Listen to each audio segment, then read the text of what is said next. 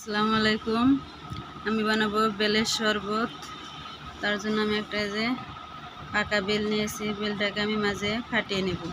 এই গরমে ঠান্ডা ঠান্ডা এক গ্লাস বেলের শরবত হলে আর কি লাগে, শরীর অনেক সুস্থ থাকে, ভালো থাকে।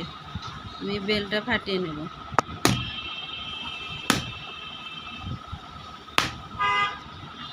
দেখেন আমি বেলটা ফাটিয়ে নিয়েছি। দেখেন আমি বেলটা ফাটিয়ে নিয়েছি, কত সুন্দর বেল। এই যে গ্লাস হারিয়ে গেছে, আমি এটাকে চামচ দিয়ে একটা বাটিতে উঠিয়ে নেব। একটা চামচের সাহায্যে আমি বেলগুলো একটা বাটির ভিতরে উঠিয়ে নিয়েছি। আমি এগুলোকে এখন পানি দিয়ে দেব।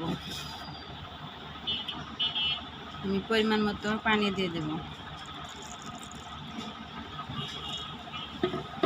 পানি দিয়ে আমি ভালো করে বেলটা ছেনে নেব। আমি চিনি দিয়ে বানাবো না, আপনারা চাইলে চিনি দিয়ে বানাইতে পারেন। আমি বানাবো আখের গুড় দিয়ে শরবত, কারণ এই গরমে চিনি খাওয়া শরীরের পক্ষে খুব একটা ভালো না। সেজন্য আমি গুড় দিয়ে বানাবো, আখের গুড়।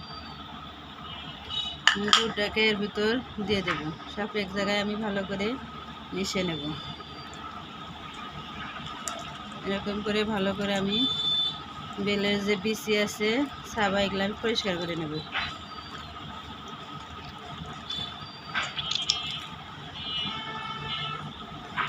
এরকম হাত দিয়ে ভালো করে আমি কষলে পরিষ্কার করি।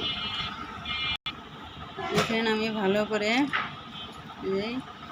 সাবা পরিষ্কার করে নেব। এরকম করে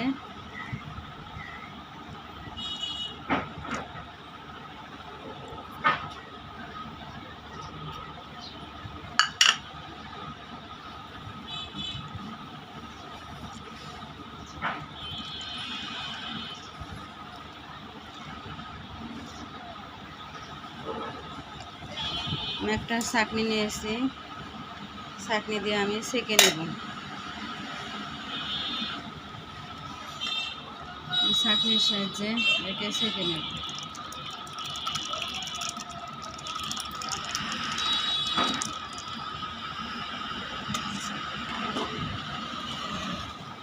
এরকম করে হাত দিয়ে ঘষে ঘষে পরিষ্কার করে নেব।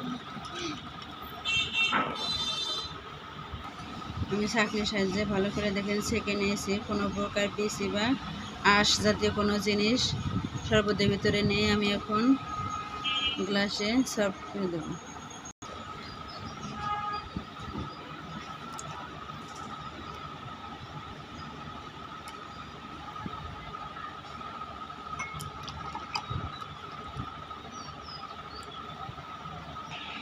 রেডি হয়ে গেল আমার বেলের শরবত।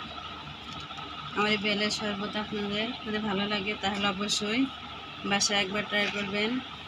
অবশ্যই গুড় দিয়ে করবেন, কারণ গুড় খেতে শরীরের পক্ষে ভালো, কিন্তু চিনি গরমে খাওয়া অনেক ক্ষতিকর।